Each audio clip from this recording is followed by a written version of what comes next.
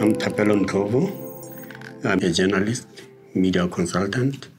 Africa has really taken this digital thing seriously, especially in terms of mobile connections. Is very high. Of course, due to some factors, we cannot actually match the developed countries because digital space has an element of cost. There's an element of infrastructure. So all those things hinder the progress. We could be much better than where we are currently. Information is basic. And that there's internet that allows one to get information instantly. Is supposed to help all of us, not just those who have money. So it's an issue of human rights. When you look at the Universal Declaration of Human Rights, you look at other conventions, you look into Africa at declarations of principles of freedom of expression and access to information, updated recently to 2019, to now include online expression as a right. So that is where Africa should be going.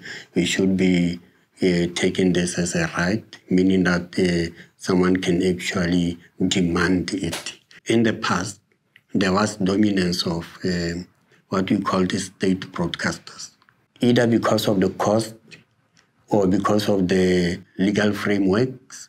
You could not get other private television stations. What happened now is the coming in of digitalization. Instead of waiting for that national television to do media coverage of your event, you can do it yourself. So that's another advantage that digitalization has brought in, access to media.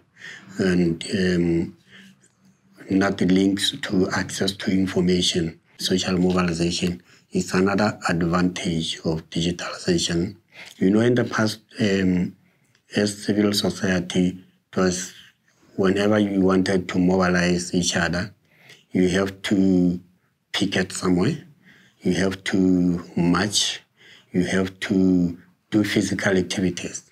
But it was easier to thwart by the government because they will just release policemen to go and beat people up.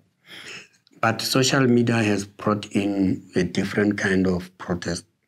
We now have people can just do the hashtag this and that.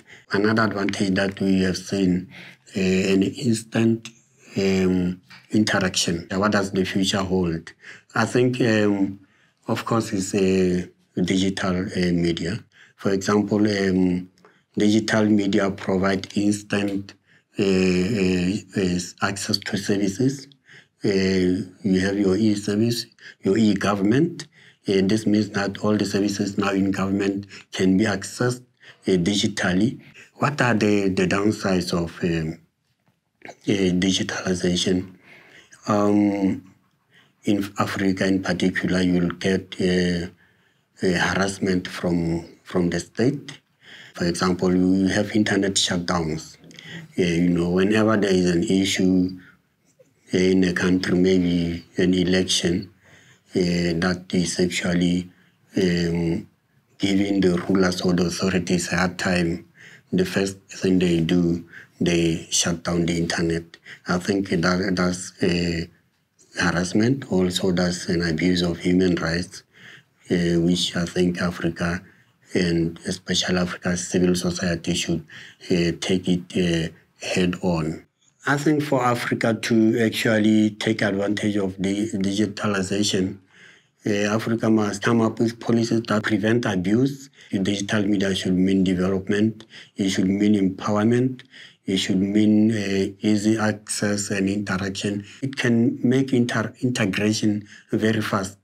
Yeah, unlike when we were talking about opening physical borders. This one is opening borders, visual borders, of course, but which are more powerful and impactful.